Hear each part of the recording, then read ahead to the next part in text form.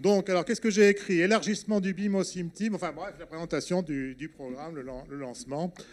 Donc voilà, je vais en partie répondre aux questions. Donc moi, j'ai présenté la partie politique, organisation, attente, comment ça se passe, comment ça va. Et puis Damien qui a élaboré à ma demande et avec l'aide de Marc notamment et de bien d'autres, le BIM Simtimétrique dont je vais parler, vous présentera la stratégie. Alors bon, il n'y a pas beaucoup d'images dans ce que tu as proposé, mais c'est pas grave, on essaiera de faire rêver les gens sur des images potentielles. Là.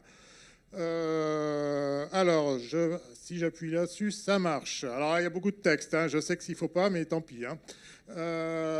Donc, le programme BIM Maquette Numérique appelle à proposition de bonnes pratiques et d'expérimentation. Donc 83 expérimentations, alors maintenant on est tombé à 92 parce qu'entre les deux j'en ai encore accepté. En travaux neufs, en réhab, en gestion, exploitation, maintenance.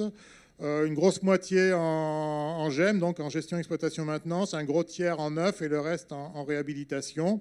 Certains sont encore en cours, puisque je vous dis, j'en ai accepté encore une hier. Bon, voilà. Et je les ai acceptés jusqu'à ce qu'on ait les retours et le jury de cet appel à proposition. Donc, les réponses sont attendues pour le 8 novembre. Donc, le jury, le temps que j'ai un, enfin, ça fera courant décembre.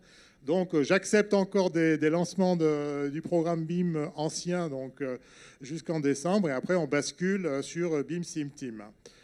Le bilan, alors le bilan, vous pouvez le trouver. Alors, c'est sur Internet maintenant. On est tout Internet. On fait zéro papier, machin. Mais enfin, bon, j'ai quelques vieux vestiges de documentation que vous trouverez sur le site qui sont les bilans...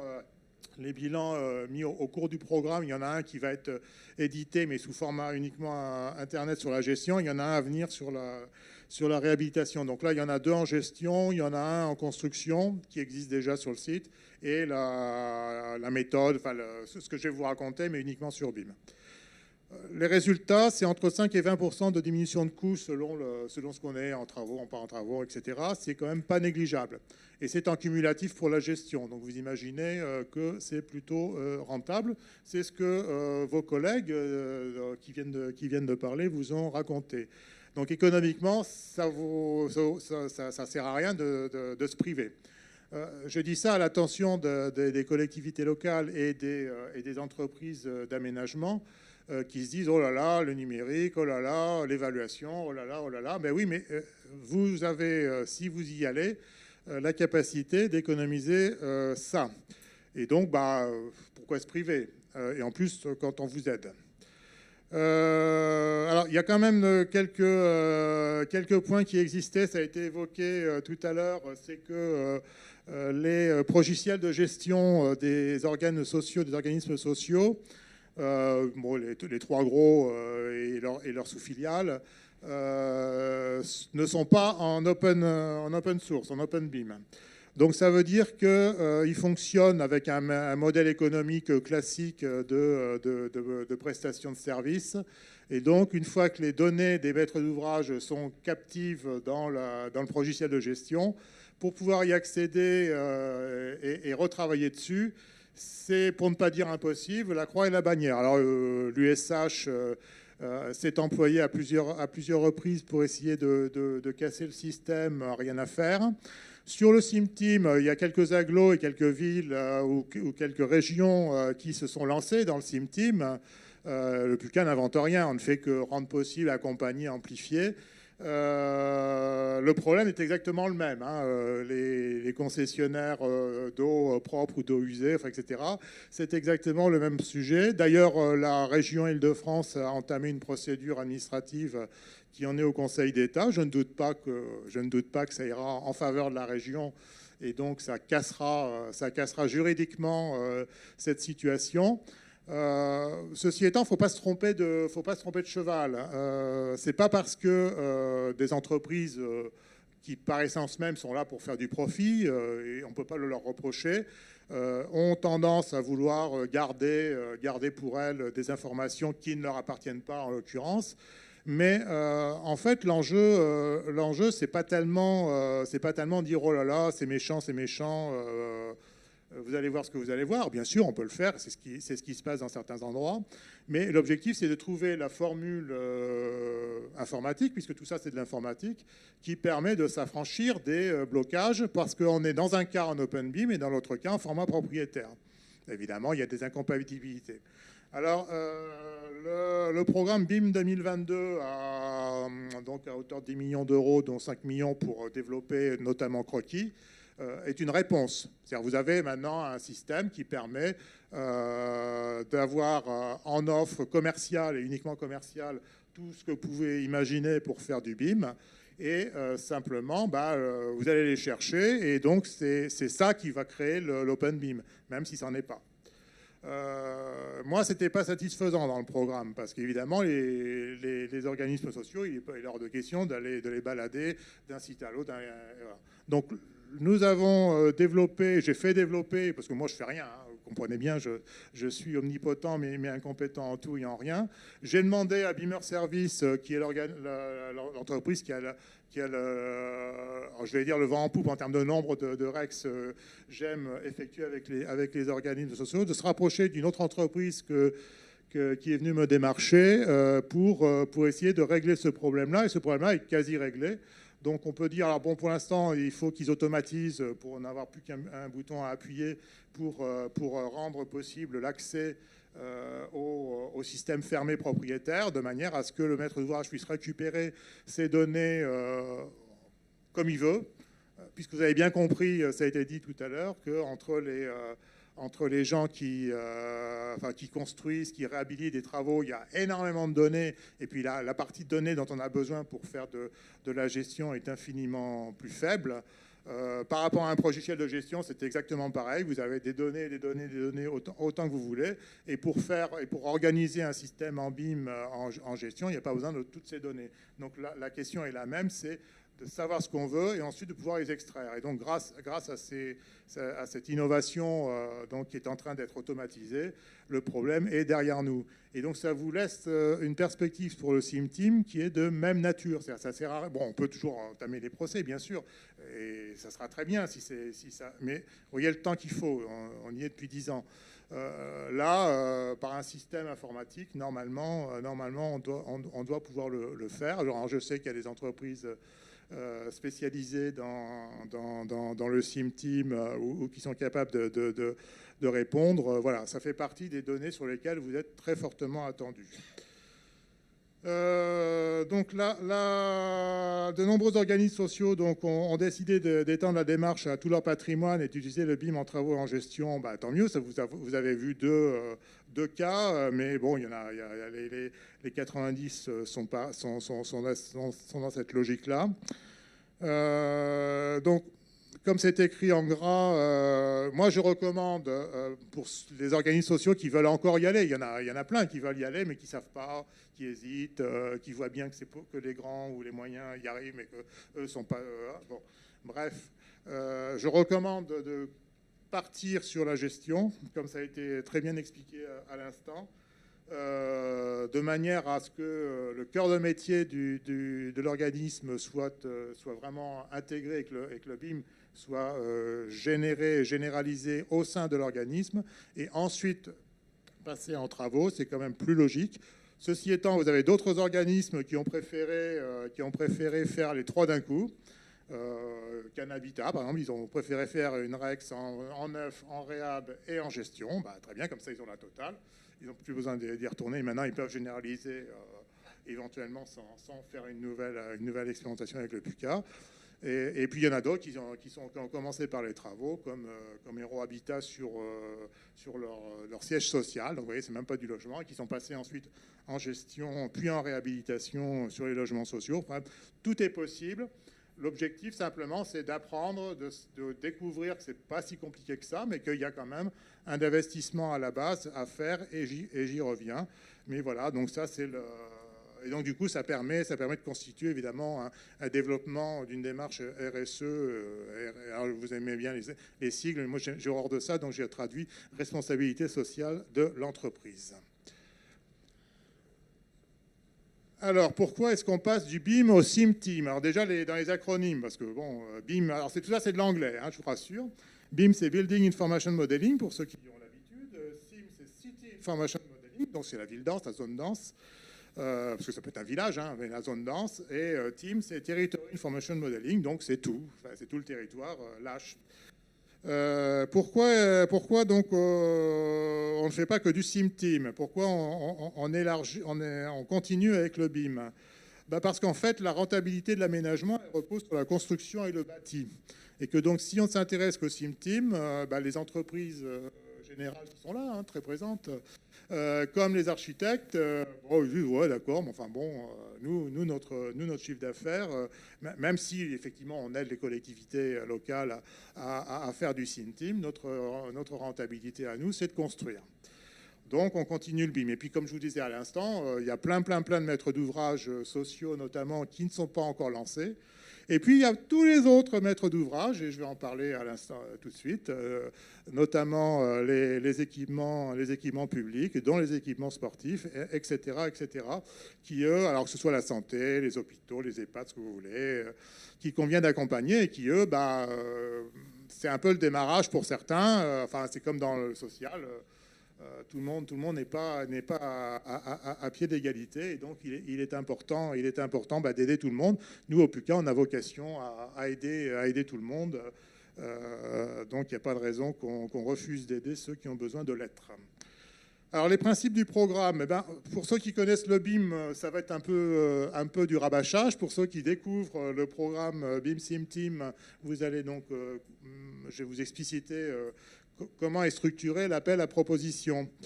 En gros, il y a deux axes. Il y a un premier axe qui sont les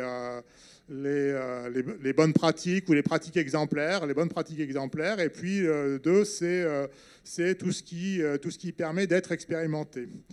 Donc les pratiques exemplaires, ça va être par exemple une entreprise générale qui a fait un truc extraordinaire, moi je sais pas, qui a fait la piscine olympique de Paris, ou ce que vous voulez, ou le maire qui a fait un dojo génial, ou je sais pas, tout ce que vous voulez. Et donc il dit moi j'ai fait un truc dont je suis vachement content grâce au numérique, j'ai pu gagner des sous, j'ai pu, et donc que ce soit en BIM, en SIM ou en TIM, hein, la ville de Pau par exemple qui a entièrement numérisé sa ville, l'agglo de Rennes, l'agglo de Bordeaux, etc. Enfin bon, et donc du coup qui disent j'ai envie de montrer que c'est possible et de donner envie à mes confrères, voilà.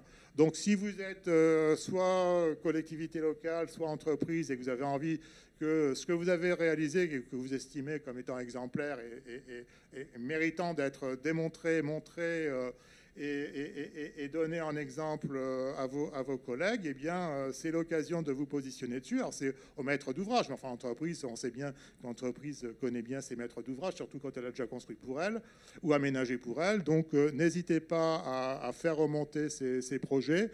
La seule condition, c'est que nous demanderons et on viendra pour ça aussi, mais que ce soit contre-évalué, je vais dire, que le projet tel qu'il est réalisé ou tel qu'il est en cours de réalisation soit contre-évalué sur la base du système d'auto-évaluation dont je vais parler après, qui s'appelle BIM Sim Timetric.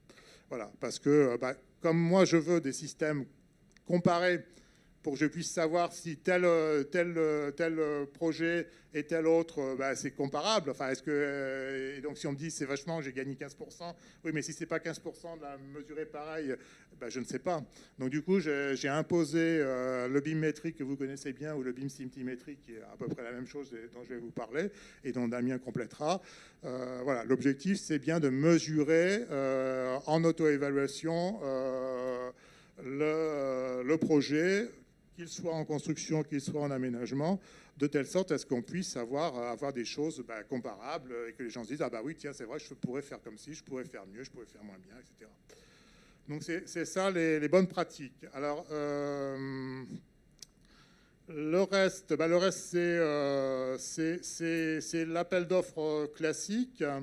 L'appel à proposition classique, donc on s'adresse dans un premier temps, vous l'avez compris, à l'ensemble de la société civile, donc entreprise générale, bureau d'études, architecte, ce que vous voulez, pour se positionner et dire, voilà, si vous appliquez ce que je sais faire, en BIM, en SIM, en TIM, ou les trois, eh bien, on pourra le tester sur des projets en cours à venir de collectivités locales ou de maîtres d'ouvrage de bâtiments.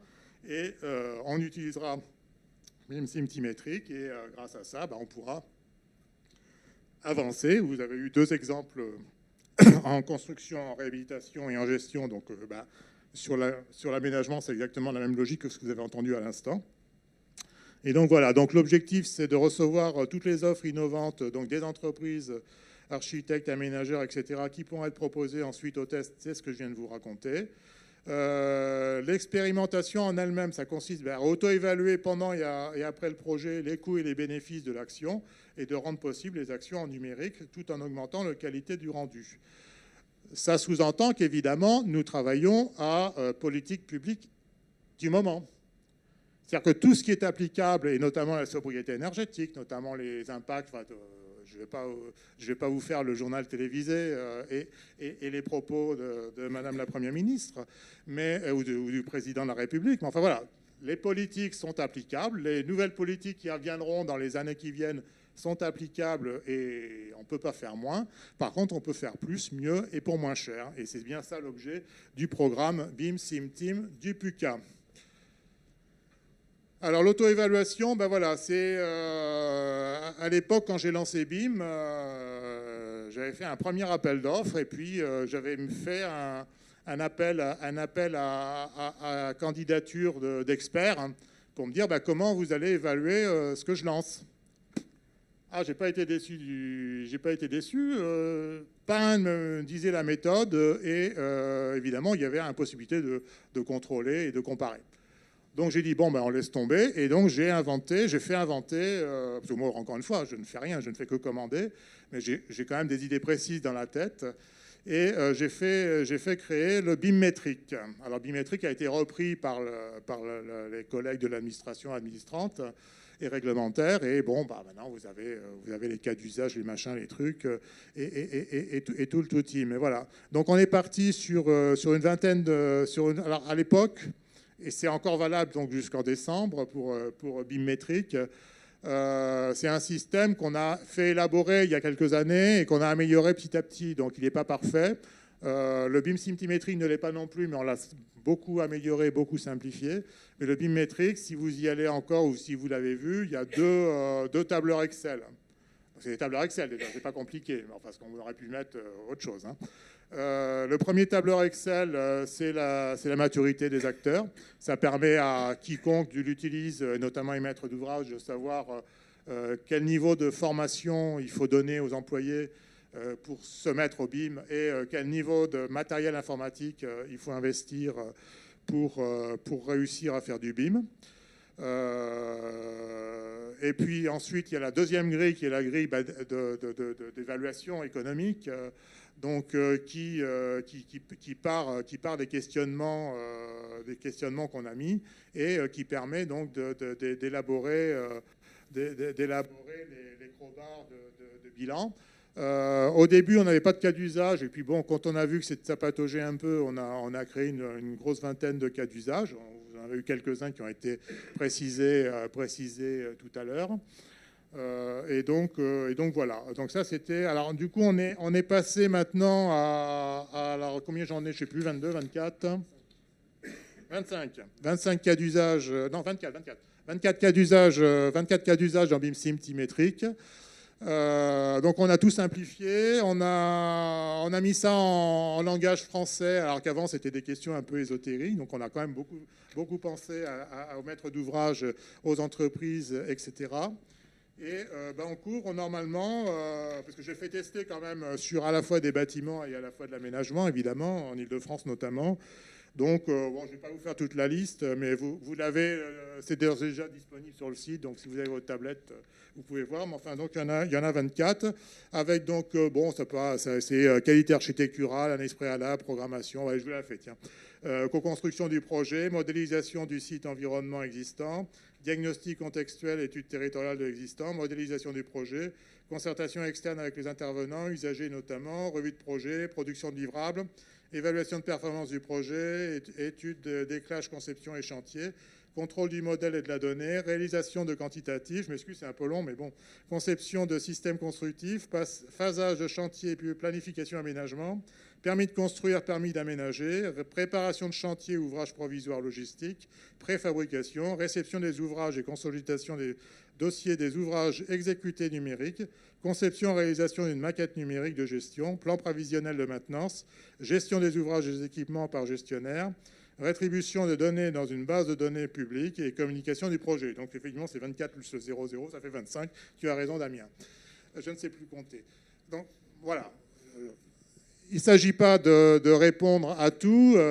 Les collectivités locales et les entreprises, quelles qu'elles soient, prennent ce qu'elles veulent. Simplement, dans le BIM, on en a rendu quelques-uns obligatoires, compte tenu de ce qui vous a été présenté à l'instant, où on estime quand même que après quasiment 90 REX, on pouvait quand même être un peu plus exigeant sur les bâtiments. Le tableur BIM symétrique, donc, il a été créé, il a été testé, comme je l'ai dit. Donc, il y a un premier onglet qui présente les 25 cas d'usage aux acteurs. Je viens de vous en faire la liste, avec toutes les explications en français. Ensuite, le cas 00, le cas d'architecture, est mis dans l'onglet suivant et détaillé. Donc, c'est les grands enjeux architecturaux. Il ne s'agit pas de transformer l'architecture en un système, enfin, ce que je veux dire, d'ingénieur, quoi. Enfin, bon, voilà, il ne faut pas mélanger les genres, mais néanmoins, j'en ai un peu assez, je dois avouer, d'avoir de l'architecture boîte à chaussures, si vous voyez ce que je veux dire, quoi. Donc là, c'est plus possible. Il faut passer quand même à quelque chose d'un peu plus sophistiqué. Il ne s'agit pas de faire du guéri, hein. Bon, bien sûr. Enfin, il s'agit quand même de faire autre chose que quelque chose de fondamentalement moche. Surtout quand on est dans... Alors, les logements sociaux, heureusement, ont encore un peu de moyens et font des choses plutôt sympathiques. Les logements privés, bon, c'est très variable. C'est très variable. Donc voilà, il y a ça qui est obligatoire. Et puis, pour les équipements sportifs, là, il y a un véritable enjeu d'intégration architecturale, surtout quand on est en centre-ville. Le troisième onglet, ça permet d'évaluer la maturité. Donc, c'était avant le premier système. Donc, maintenant, c'est la maturité. Donc, comme je vous disais, c'est pour permettre de définir une stratégie de formation, d'acquisition de matériel informatique, etc. Et les onglets suivants permettent de calculer les bénéfices permis par l'expérimentation. Donc là, on rentre dans la finance, dans le budget, dans l'évaluation, etc. Je vous rappelle encore, toute politique étant égale par ailleurs, notamment environnementale, énergétique, etc. Donc les 5 cas d'usage obligatoires pour la partie BIM, pas en SimTeam. Hein. Pour la partie BIM, c'est donc le 9, production des livrables, le 12, contrôle de modèles et de la donnée, le 13, la réalisation de quantitatifs, le 20, conception et réalisation de maquettes numériques de gestion.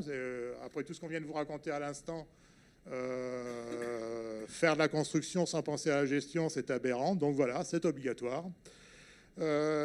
Communication de projet, c'est le b.a.-ba quand même. Et puis l'architecture, je viens d'en parler, je passe.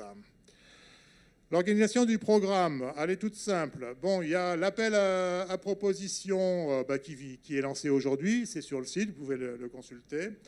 Il va y avoir un jury, donc la remise des offres est attendue pour le 8 novembre. Donc ça veut dire qu'évidemment, nous ferons l'expertise après et le jury probablement en décembre, je n'ai pas de date, ça dépendra. Si j'ai 10 propositions, ça ira vite. Si j'en ai 60, ça ira plus lentement, c'est tout. Mais bon, ça, c'est nous qui nous organiserons.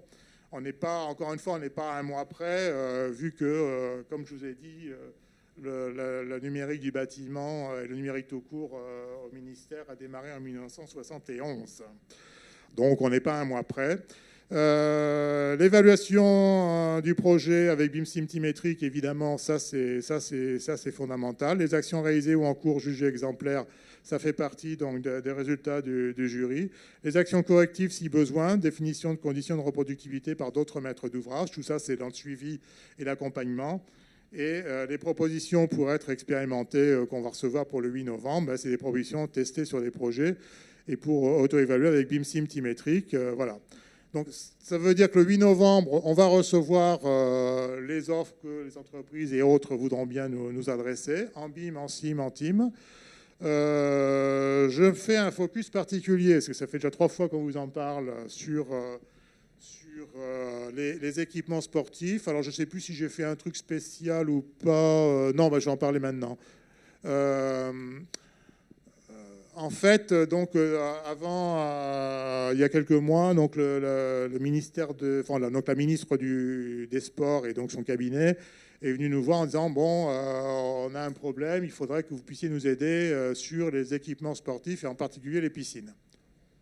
Bon, le PUCA n'a pas vocation, enfin on est politou, puisque on a comme l'a évoqué Hélène, on a un comité des directeurs avec 36 000 directeurs, mais enfin bon, on n'a pas vocation à faire des appels d'offres uniquement sur les piscines. Donc j'ai dit, bon, ok, par contre, les piscines, toutes les entreprises qui font des piscines, en particulier les équipements sportifs en général, sont toutes en BIM, elles savent toutes faire du BIM, donc nous on lance BIM Sim Team, donc si vous voulez, on vous intègre là-dedans. Banco, bon, très bien, merci. Et puis, donc du coup, l'enjeu, il est étonnamment stratégique pour les entreprises et pour les élus du sport. C'est pour ça que l'ANDES sera là à la table ronde. L'ANDES est l'Association nationale des élus du sport, comme vous le savez tous.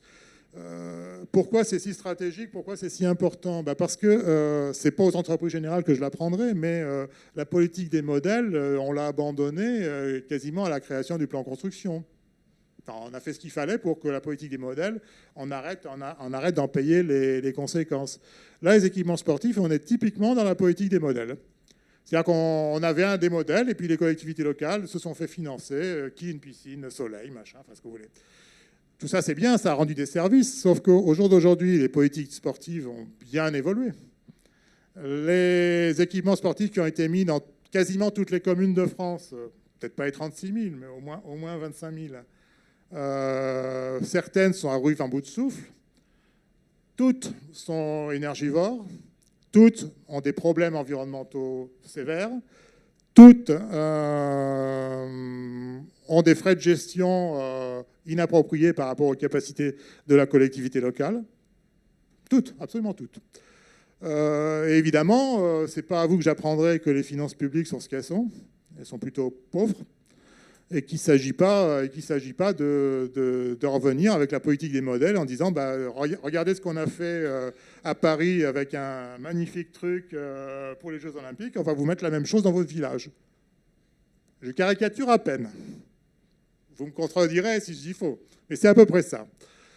Parce que j'ai eu quand même l'ANDES plusieurs fois au téléphone. Et donc, du coup, il s'agit pour vous, les entreprises générales, qui voulaient bien vous positionner sur ce sujet particulier.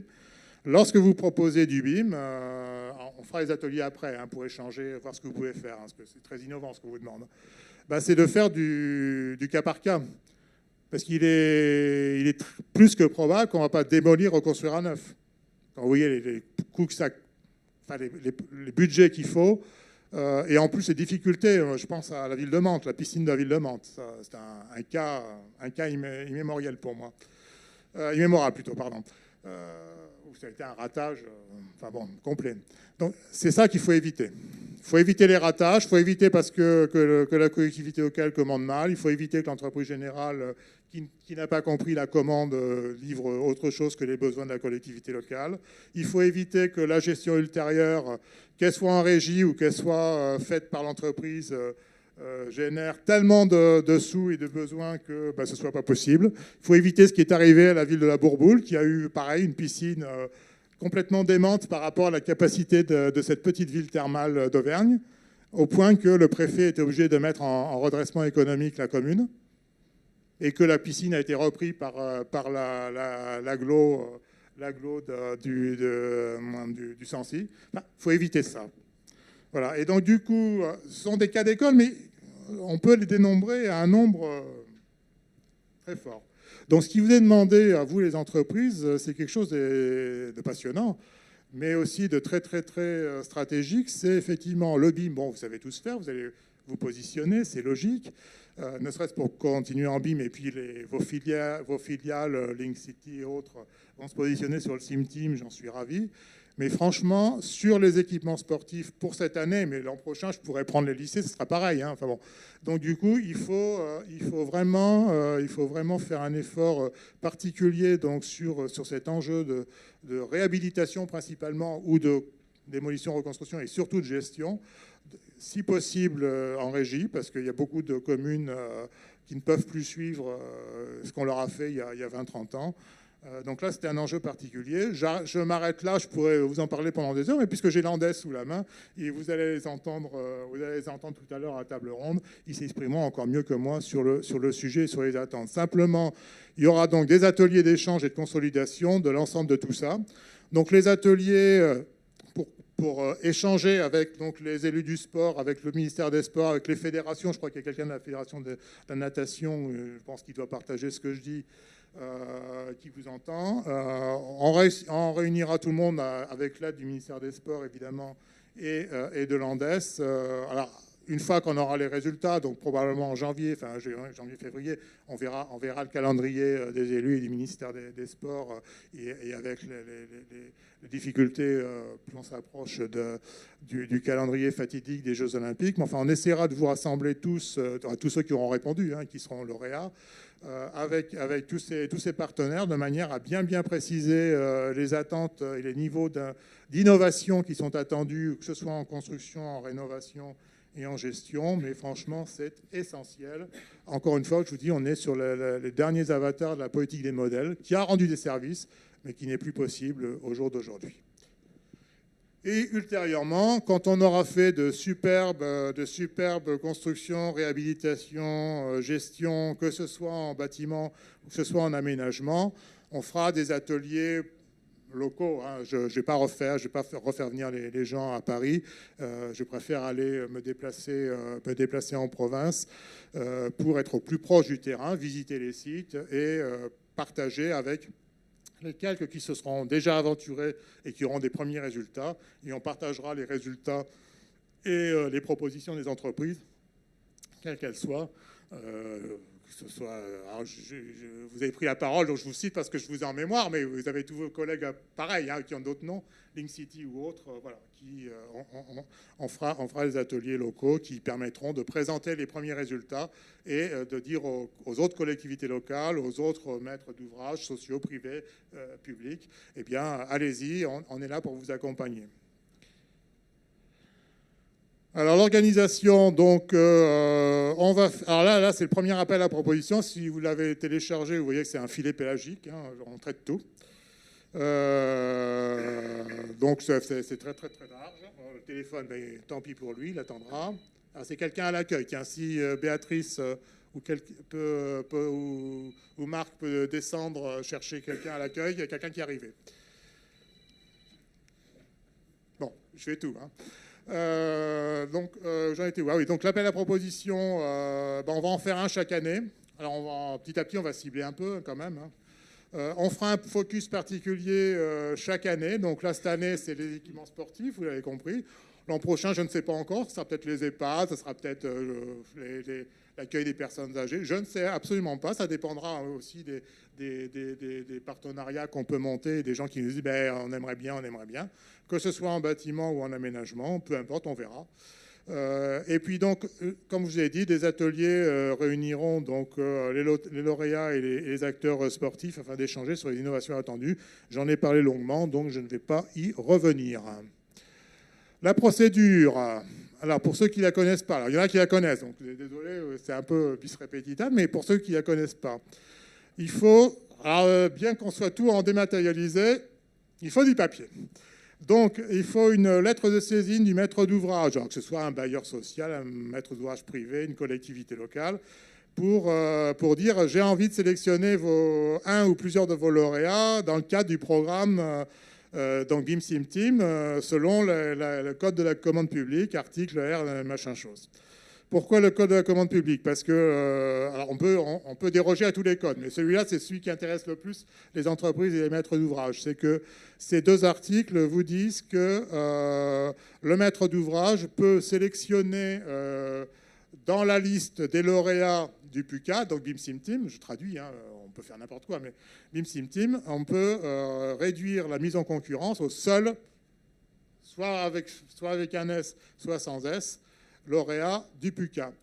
Alors pourquoi avec S ou sans S? Parce que soit je n'ai qu'un seul lauréat capable de répondre à la problématique du maître d'ouvrage.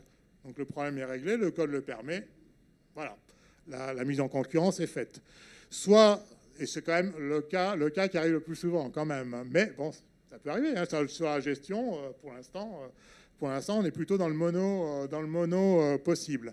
Mais à l'avenir, il y en aura peut-être plusieurs. Mais voilà. Et donc, pour les travaux, on est plutôt. Alors jusqu'à présent, j'avais dans BIM, j'avais 5 entreprises générales, ça tombe bien, puisque selon le code, selon le montant, c'est 3 ou 5 à mettre en concurrence. Donc voilà. Les maîtres d'ouvrage sociaux notamment, mais publics, les constructeurs d'hôpitaux, d'EHPAD qui ont aussi expérimenté selon ces articles, donc peuvent utiliser ça. Ça marche pour tout, y compris pour l'aménagement, etc., etc., etc. Donc, la lettre de saisine arrive au PUCA. On vous renvoie une lettre d'autorisation. Vous avez vu, les délais sont assez rapides. Forcément, parce que c'est soit Hélène, soit moi qui la signons. Donc, bon, on va pas vous faire l'injure de dire c'est vachement compliqué, puisqu'il suffit simplement qu'on reprenne. Alors, par contre, si votre lettre est mal rédigée, alors on a des lettres types, hein, je vous rassure. Jean-Claude Abo, qui est là, fait coucou, qui est mon AMO préféré, qui vous aide, qui vous connaît par cœur et qui vous aide à rédiger les lettres. Bon, normalement, si vous avez aidé, la lettre est bien rédigée. Mais si elle est mal rédigée, si vous me dites je fais ça sur l'ensemble du patrimoine, non, c'est une expérimentation. L'expérimentation, je fais pas la réglementation, on fait pas tout. Enfin, on fait quelques cas. On va faire une place, un quartier, mais on va pas faire toute la ville d'un coup. Enfin, vous voyez, on va faire quelques bâtiments, on va pas faire l'ensemble du patrimoine d'un coup.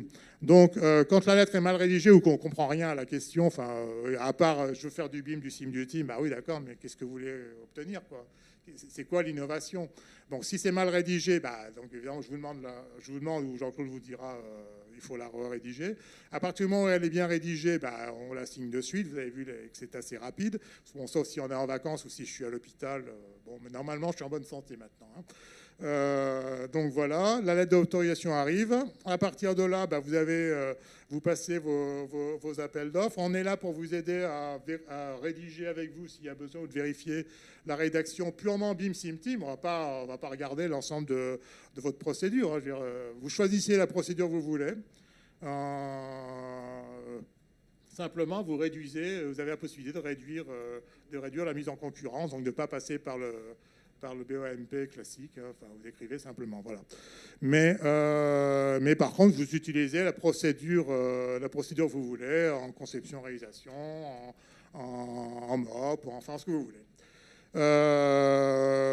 Et simplement vous réduisez, voilà. Alors ensuite, bon, une fois que vous avez fait ça, il faut signer. Bon, il y a le code de la commande publique vous impose de signer un protocole.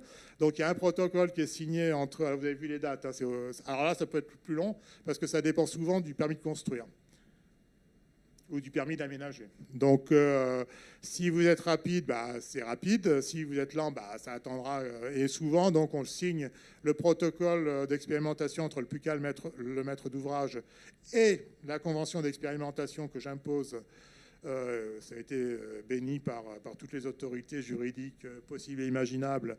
Une convention d'expérimentation signée entre le PUCA, le maître d'ouvrage et le ou les entreprises lauréats qui ont été sélectionnées. Et souvent, on le signe au moment de la signature des permis de construire, d'aménagement. Bon, voilà, c'est quand même plus simple parce que sinon, ça calante, quoi. Une fois que c'est parti, c'est parti. J'ai des AMO qui viendront de temps en temps visiter, aider, voire contrôler. Il faut bien contrôler quand même, voir si ça se passe bien, s'il y a des problèmes. Je vous parlais l'autre jour, tout à l'heure, d'un maître d'ouvrage qui était à la ramasse, et j'ai demandé à l'entreprise générale qui était son prestataire de service de bien vouloir remettre à niveau l'architecte qui n'allait pas, etc., etc. Il y a des tas de choses qui peuvent arriver. Et si plus tôt je suis prévenu, plus tôt je peux agir pour vous. Moi, mon problème n'existe pas.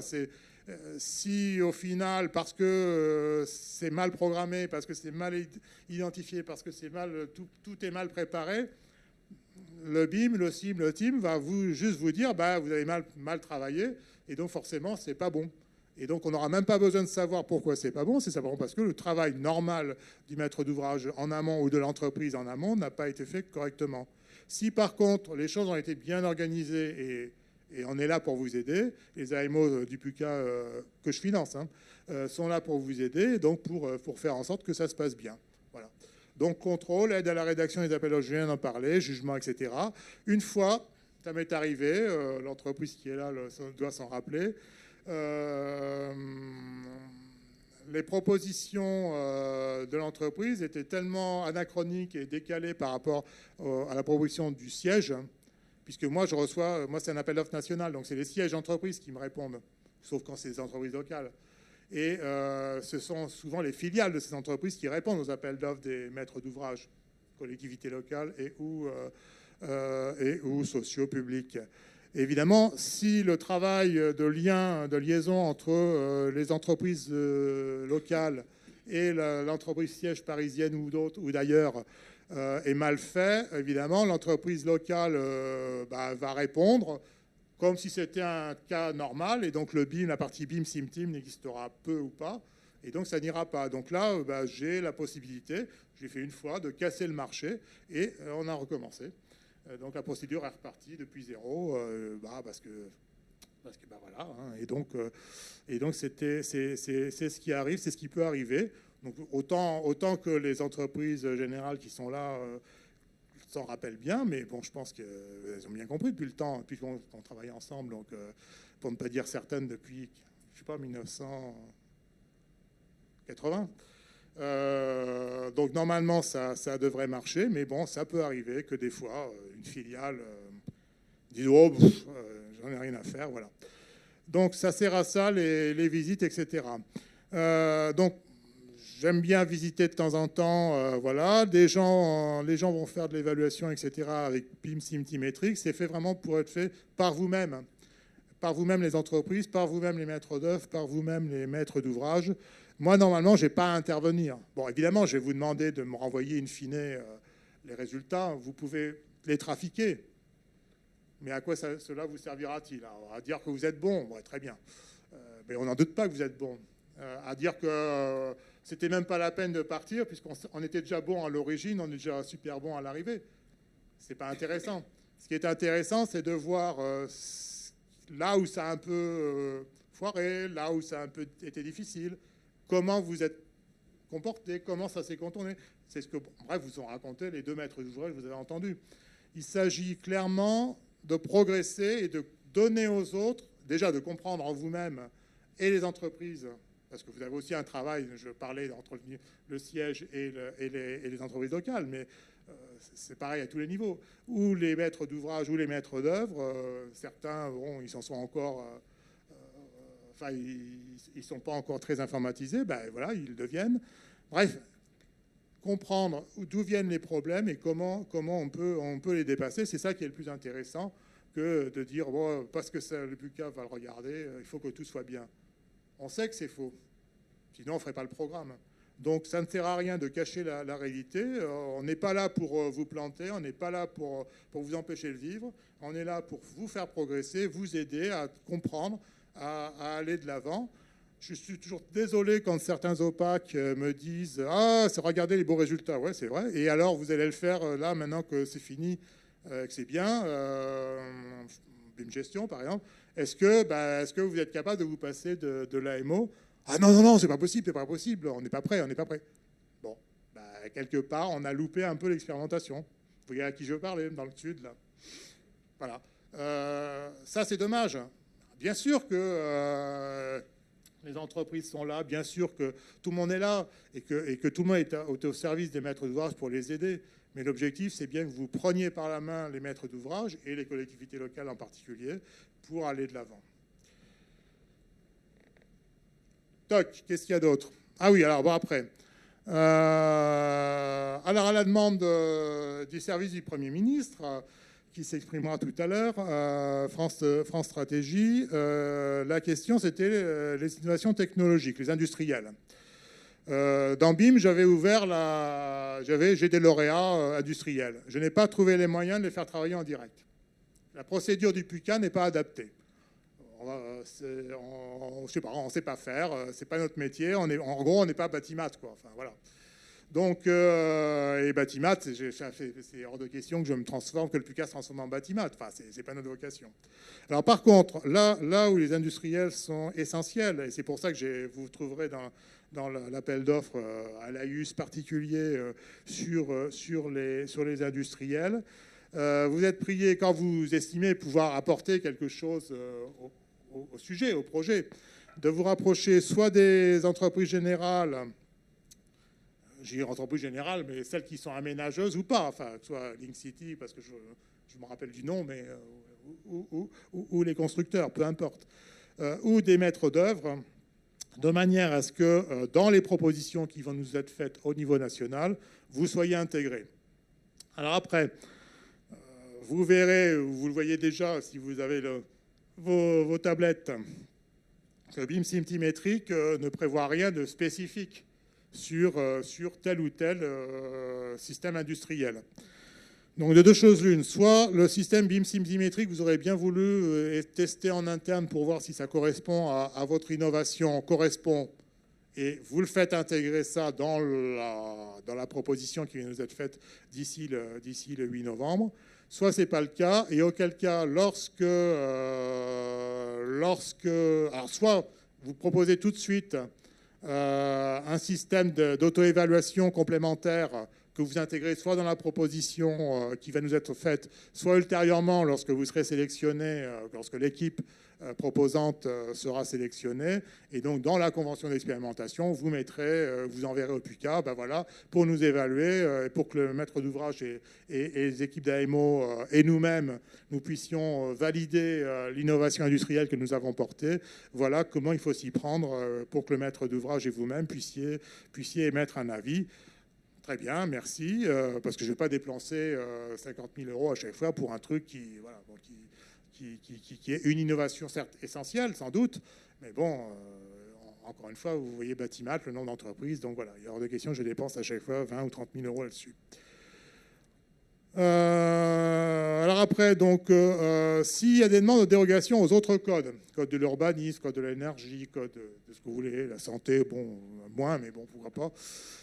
Bref, quel que soit le code, on a la possibilité d'instruire. Alors l'instruction est beaucoup plus longue, parce que là, on fait signer le directeur d'administration centrale concerné.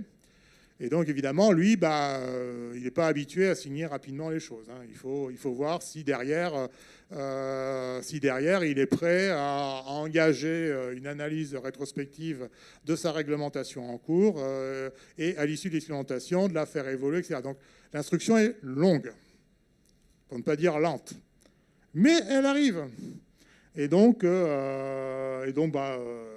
Hélène pourra le citer lors de la table ronde, mais on en a comme ça régulièrement. L'observation qu'on peut faire, c'est que la plupart du temps, quand on nous demande ce genre de dérogation au code existant, la plupart du temps, elle ne sert à rien.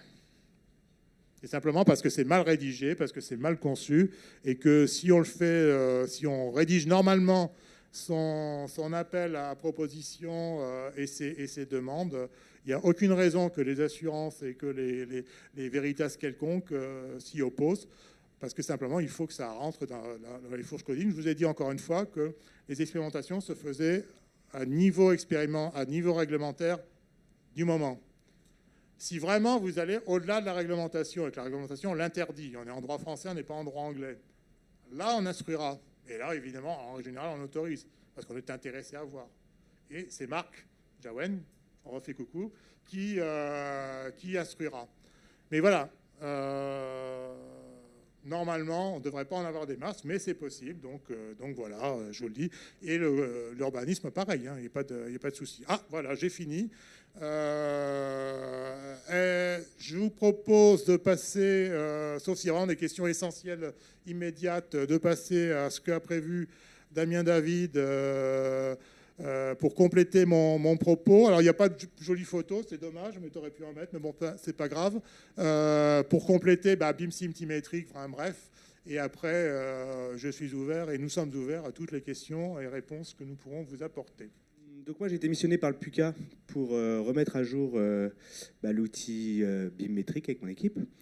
Donc voilà, c'est ce qu'on a fait au cours des derniers mois, en partant d'abord d'un retour d'expérience, le vert, ouais, d'un retour d'expérience sur la première version qui existait déjà, donc la BIM métrique, qui était donc celle que vous connaissez en 2 tableurs avec une méthode d'auto-évaluation dont on en a déjà parlé. Il y avait à la fois une grille pour l'évaluation de la maturité sur les acteurs, donc sur leurs compétences, sur les stratégies, sur les expériences BIM. Ça, c'était quelque chose qui était assez vague, parce qu'il n'y avait pas forcément de cas d'usage qui était associé à ça, et on ne savait pas forcément où se placer. Et ensuite, on avait une grille pour le retour sur investissement, donc qui était basée cette fois sur des cas d'usage.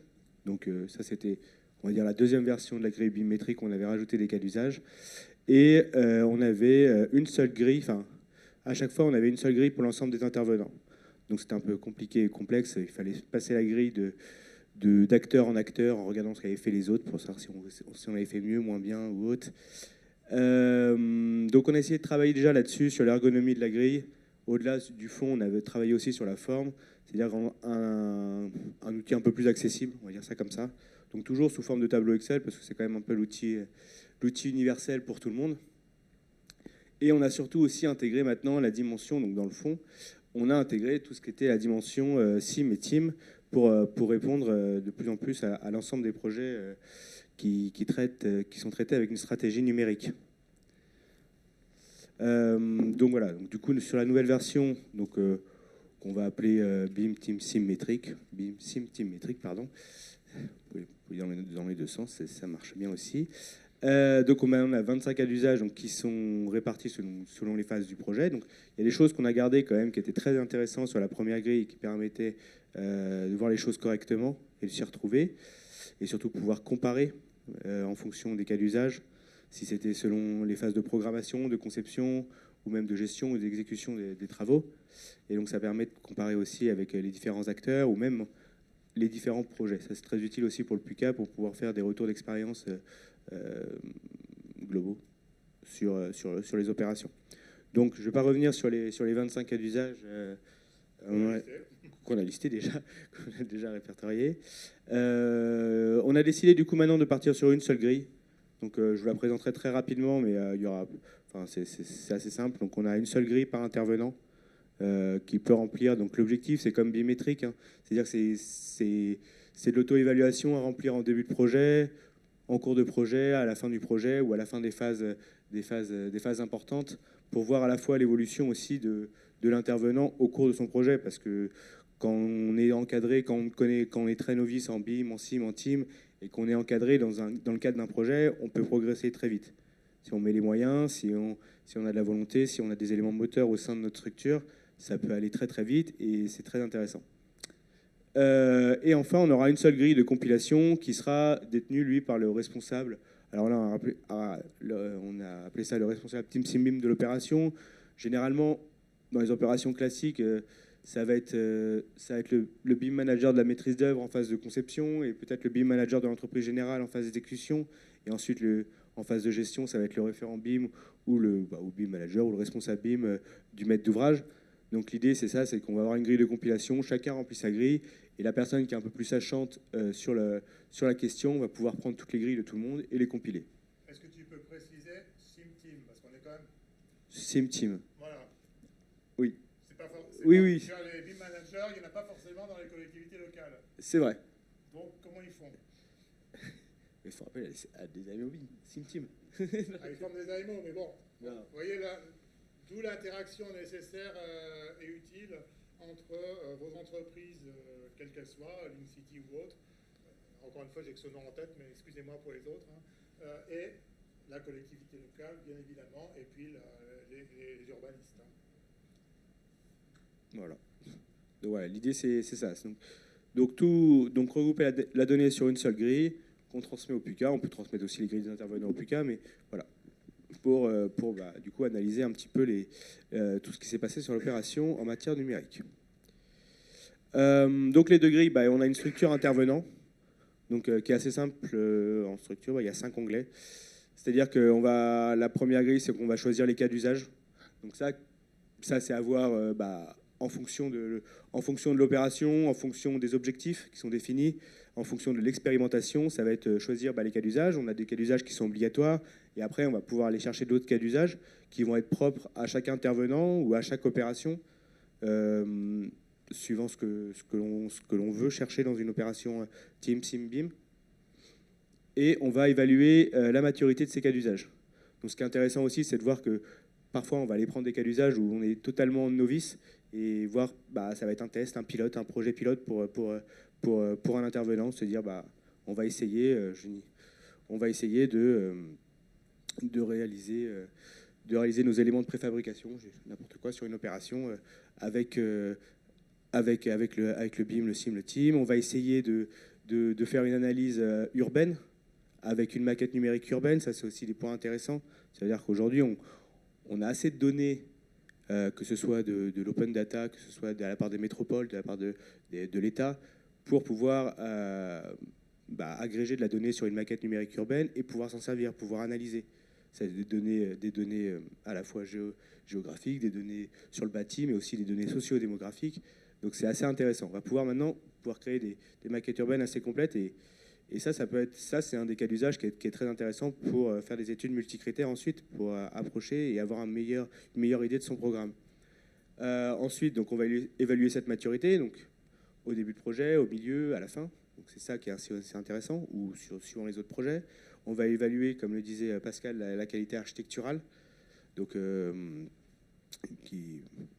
à travers plusieurs critères. Et ensuite, on va faire une analyse qualitative des gains, quantitative, et voir les coûts fixes, les coûts directs, les coûts indirects sur l'opération. Et c'est tout. Enfin, c'est tout. Et donc voilà, voir déjà un petit peu si on est gagnant ou non avec ce type d'opération. Et ensuite, on va avoir la grille de compilation qui, elle, vient rechercher toutes les données des grilles d'intervenants et les compiler. Et avec ça, on va juste ajouter des choses. On va juste ajouter 3 onglets qui vont être le résumé de l'opération. Donc ça, c'est juste de l'information. C'est un peu petit. Ah oui, ok, c'est que pour moi que c'est petit en fait. Le résumé de l'opération, les méthodes de collaboration entre les acteurs, ça aussi c'est intéressant. Et de savoir comment on a collaboré. Donc quand on était en BIM, on s'approchait surtout du niveau logiciel, de savoir l'interopérabilité entre des formats. On en parlait tout à l'heure, entre l'IFC, ça sort de Revit, ça sort d'Archicad, je leur intègre dans Revit, il n'y a rien qui marche. Et l'idée, c'est de se dire, aujourd'hui, je vais amener d'autres acteurs. Comment une collectivité territoriale va pouvoir lire une maquette numérique urbaine? Est-ce qu'elle est formée pour ça? Est-ce qu'elle a les outils pour? Comment est-ce que je lui mets à disposition un viewer? C'est toutes ces questions-là qui se posent et toutes ces questions qui sont importantes parce que quand on parlait de BIM, on avait affaire à des gens qui étaient relativement experts dans le milieu, c'est eux qui modélisent, c'est eux qui utilisent la donnée. Et maintenant, on élargit le panel un petit peu des intervenants des opérations, on élargit le spectre de la maquette. Et du coup, on a affaire à des gens qui, je ne veux pas dire moins sachants, c'est pas ça, mais moins experts et qui vont être moins techniques sur ces questions-là. Et du coup, la question de la méthode de collaboration est très très importante à ce niveau-là. On parlait de la concertation dans le cadre du deuxième retour d'expérience, de la concertation avec les usagers, les habitants. Ça aussi, c'est un point qui est crucial, c'est-à-dire qu'on va s'adresser à des personnes qui n'ont rien à voir dans le domaine du bâtiment ou dans le domaine de l'aménagement, et on va leur demander de collaborer, de coopérer avec nous pour justement réaliser un projet.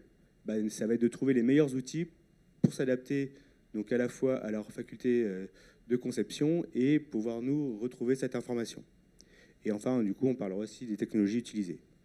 Donc voilà, donc cette grille, elle est un peu à remplir par le responsable Team SimBIM de l'opération qui va permettre de compiler tout ça et donc de faire un beau résumé de l'opération et d'analyser tout ça. Pour compléter, alors si vous n'avez pas déjà regardé l'appel d'offres, l'appel à proposition, donc vous verrez que contrairement au BIM où c'est des trucs très techniques, très techno sur le SimTeam, et on va répondre à la question qui a été posée sur les risques d'inondation, etc. Oui, c'est pris en compte. Alors, ce qu'on demande aux entreprises et aux urbanistes en termes de positionnement pour ensuite être testés sur des cas concrets, sur des territoires donnés, c'est par des enjeux. C'est comment vous répondez, comment vous comptez dans votre méthode, dans ce que vous proposez, répondre aux grands enjeux de l'aménagement. Alors, ils ont un peu saucissonné, parce que je dois voir à un moment donné, il faut bien saucissonner, sinon, comme tout est dans tout. Je me rappelle un peu quand j'étais aménageur en Seine-Amont, c'était quelque chose. Donc, vous avez premièrement les enjeux, les questions qu'on peut se poser sur l'analyse des territoires. Donc, c'est en gros la connaissance numérique précise des territoires, c'est les données, etc., évidemment, mais pas que. C'est quelle gouvernance urbaine, l'aménagement raisonné du territoire, le développement économique ou démographique d'une région, la révision des plans d'urbanisme. Bref, de quoi avez-vous besoin et qu'est-ce que vous pouvez proposer pour permettre de numériser et d'être gagnant sur cette dimension-là. Pareil, même question, comment est-ce que vous proposez pour que la collectivité locale puisse progresser dans la gestion et la maintenance des ouvrages. Donc, est-ce que la base de données va permettre plusieurs améliorations, comme créer ou améliorer la maintenance préventive des ouvrages, une meilleure gestion des réseaux. Alors, vous voyez, les ouvrages, là, on y est, dans l'inondation. Il suffit de regarder ce qui se passe en Seine-Amont, c'est clair. Une meilleure gestion des réseaux, que ce soit l'électricité, l'eau, etc. Une meilleure gestion des flux, les routes, les transports en commun. Une étude réelle des coûts de maintenance, de répartition des dépenses, ça c'est essentiel. Je ne vais pas me répéter avec les trémolos dans la voix. Une amélioration de la productivité des équipes de maintenance, là aussi c'est essentiel, etc., etc. Pareil, les grands enjeux sur le projet urbain et architectural. Quand on réalise une démarche Team Sim, on est dans un cas d'un projet urbain architectural, évidemment. Et la première étape, c'est le diagnostic, c'est de rassembler toutes les données possibles, etc. etc. Voilà, je ne vais pas revenir, ça a été largement développé par Damien, donc je ne vais pas dire avec des mots moins intéressants ce qu'il vient de dire, mais ça fait partie des questions, là aussi. Comment est-ce que votre proposition va permettre à la collectivité locale de progresser et d'évoluer là-dessus ? Pareil, la question du SIG, en gros, on veut passer d'un SIG 2D à un SIG 3D interactif et interopérable.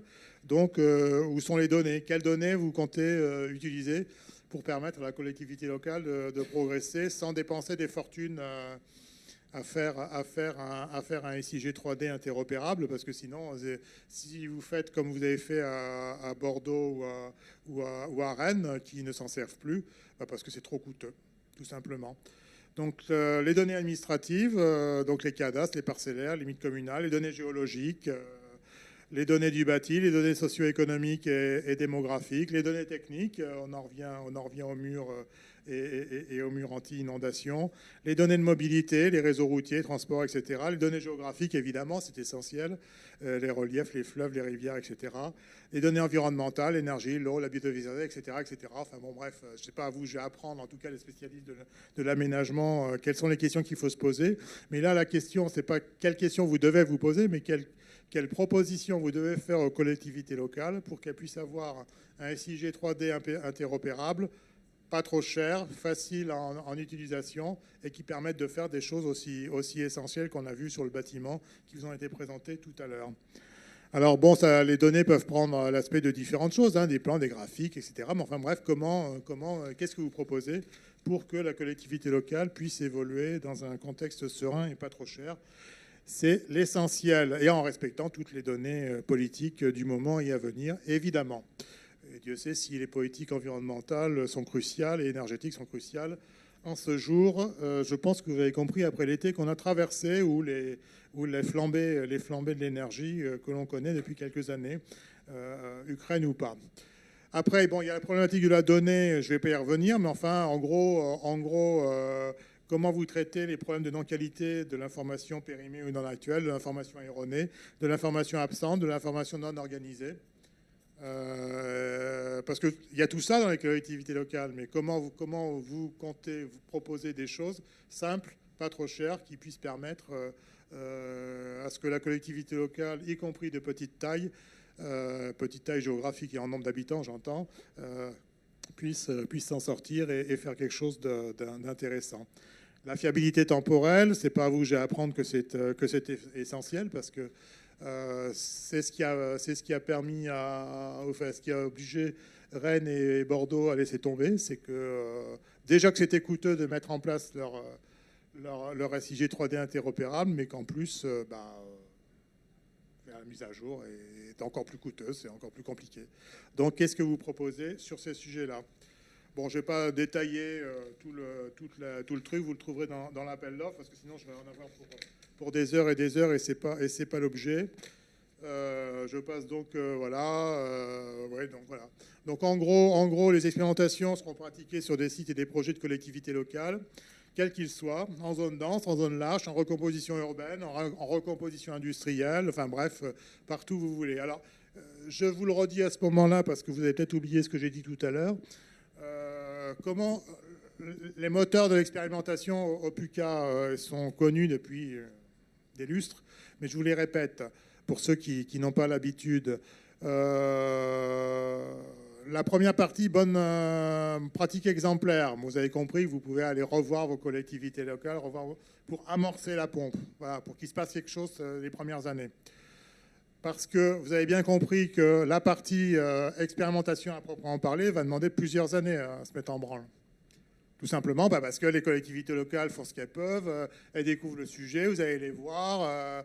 Le temps que tout ça se mette en route, il ne va rien se passer pendant 2, 3, 4 ans. Donc, on a les bonnes pratiques exemplaires pour qu'il se passe quelque chose.